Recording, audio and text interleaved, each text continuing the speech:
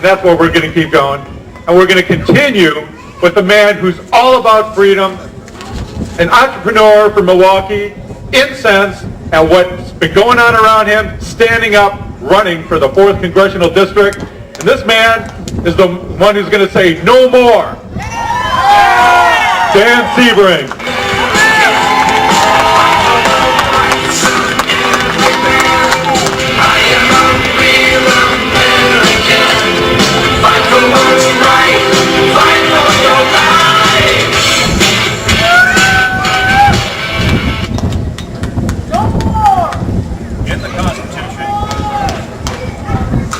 In the Constitution of the United States, free is mentioned 3 times.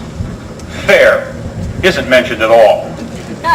In the Declaration of Independence, free is mentioned 4 times.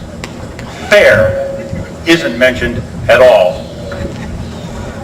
On the same day that the Declaration of Independence was adopted by Congress, 9,000 British soldiers landed in New York. Their numbers would grow to 32,000 by September when they attacked. And they defeated the blundering, outmatched General Washington in a series of clashes in Brooklyn, Manhattan, and White Plains. They chased Washington and his men across the Hudson, then across New Jersey, and into Pennsylvania. By December, Washington's army had dwindled from 20,000 to about 6,000.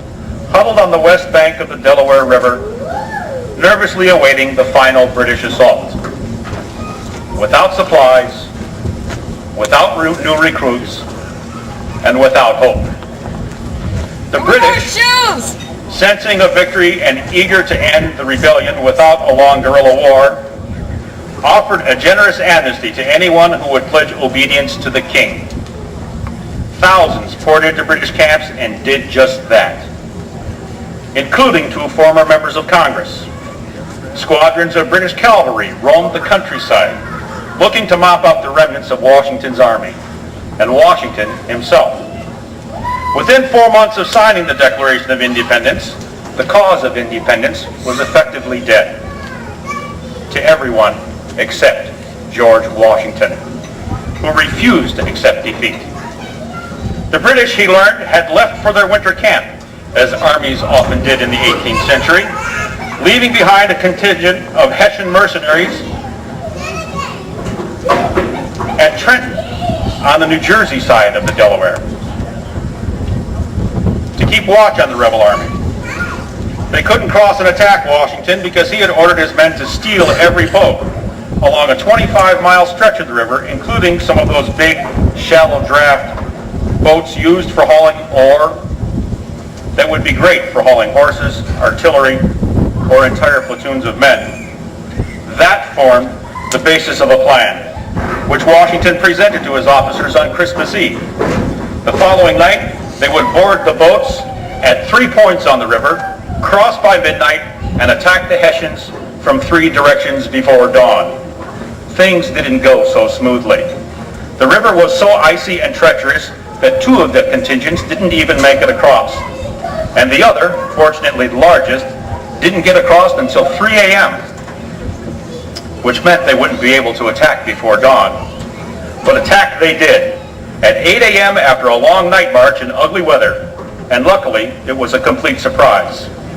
In the 45-minute fight, bolstered by the heroics of a captain named Alexander Hamilton and a Virginia lieutenant named James Monroe, they killed 22 Hessians, wounded 90, and captured 900. Miraculously, they only lost 2 of their own. After the battle, Washington was quoted as saying, "This is a glorious day for our country." Indeed, it was. News of the victory revived the revolutionary cause. December 26, 1776, is the day we became a nation, because that's the day we demonstrated that we could defend ourselves. A year later, after the Patriot victory at Saratoga, a defeated British officer sized up his ragged captors and wrote that he was looking at a new race of men who built the greatest nation on earth. Many so-called contemporary historians attribute our prosperity to the fact that we settled a continent rich in natural resources. Well, so did the Russians. How did that work out? What makes us different? Shortly after the Trenton attack, one of the visitors to Washington's camp had commented on the blood on the snow, which came from the hundreds of men without proper shoes. Many, in fact, were without clothes. They wrapped themselves in blankets tied with twine. Hundreds were ill. The 2 men lost at Trenton weren't killed in the fight. They froze to death during the night march. Why did these men endure such hardships and face death? Particularly when all one had to do was proclaim loyalty to the king and go home.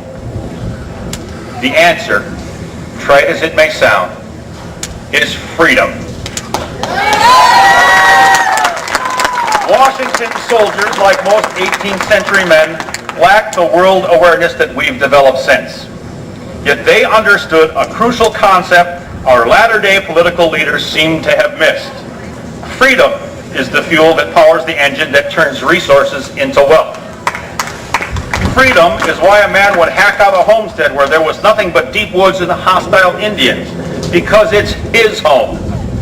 Freedom is why a woman would risk her savings and open a restaurant and employ others, because it's her money, and it's her ambition, and it's her passion. Freedom is why we've succeeded, and others have not.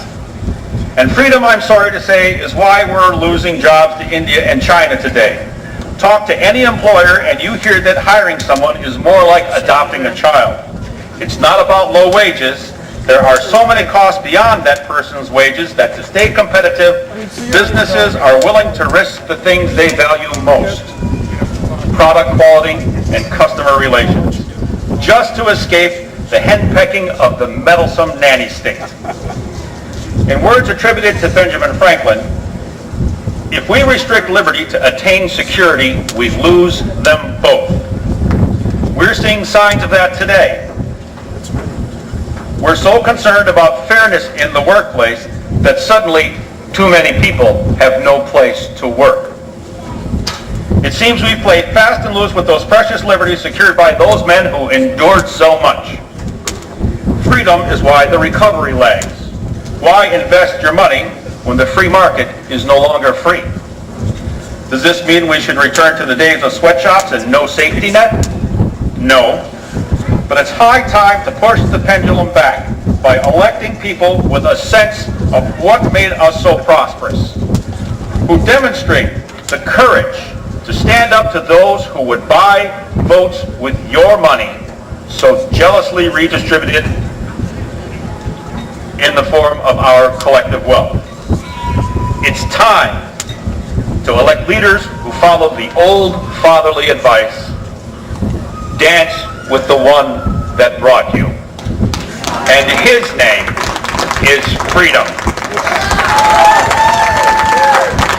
We are free, and our priceless freedom is paid for by the sacrifice of our men and women in uniform, both past and present. And we must honor them by continuing to defend our freedom. We are free to change, alter, or amend the circumstances of our lives in order to create our own unique individual destinies. Yet there are those who complain it's not fair. What could be more fair than the freedom to be as we choose? Thank you.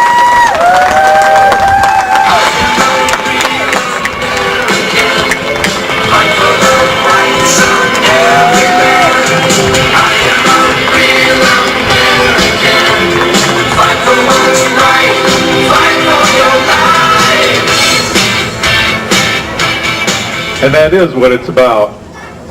When I stood up and took that oath back in 1982. Thank you, John. How many other veterans are out here? All right. Did any one of you take an oath for fairness? No, it was to go ahead and stand up for freedom. And that's, again, why we're here.